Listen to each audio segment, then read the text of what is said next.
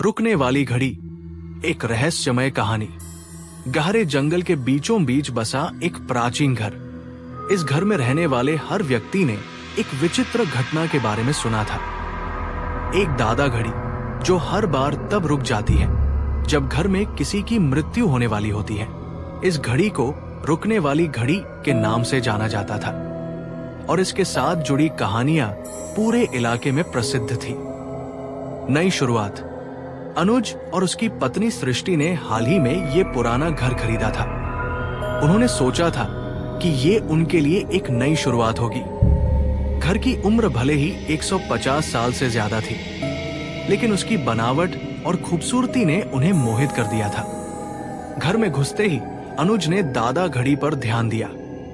ये घड़ी विशाल थी, लकड़ी की नक्काशी से सजी हुई और बेहद प्राचीन दिखती थी।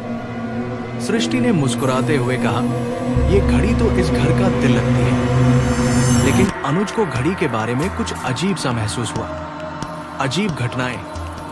पहली रात कुछ खास नहीं हुआ, लेकिन दूसरी रात ठीक 3 बजे घड़ी ने एक जोरदार आवाज की और उसकी सुइयां अचानक रुक गई। सृष्टि ने ये आवाज सुनी और अनुज को उठाया। अनुज, घड़ी की सुइयां रुक गई है। अनुज ने घड़ी के पास जाकर उसे देखा। उसने घड़ी को दोबारा चालू करने की कोशिश की, लेकिन सुइयां हिलने का नाम ही नहीं ले रही थी। उसी रात अनुज को एक अजीब सपना आया। उसने देखा कि एक अजनबी औरत सफेद साड़ी में घड़ी के पास खड़ी है और उसे घूर रही है। उसके चेहरे पर डर और गुस्से का मिश्रण था। अनुज पसीने में लथपथ उठ बैठा। मौत का संकेत। अगली सुबह घर के नौकर रमेश ने बताया कि घड़ी के रुकने का मतलब अच्छा नहीं है। उसने कहा, ये घड़ी हर बार रुकती है जब किसी की मृत्यु होने वाली होती है। मैंने अपने पिता से ये सुना था। अनुज और सृष्टि ने इसे महज एक अंधविश्वास मानकर टाल दिया।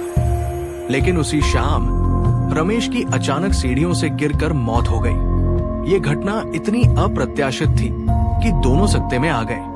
अतीत की परछाई। अनुज ने घड़ी की सच्चाई जानने का फैसला किया। उसने गांव के बुजुर्गों से पूछा और पाया कि इस घर के पिछले मालिकों के साथ भी यही घटना हुई थी।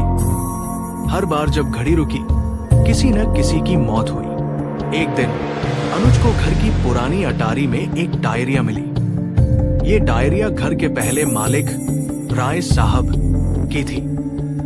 उन्होंने लिखा था कि ये घड़ी उनके परिवार को पीढ़ियों पहले मिली। ये घड़ी एक पुराने तांत्रिक ने बनाई थी, जिसने इसमें आत्मा बंद की थी। ये घड़ी एक चेतावनी है।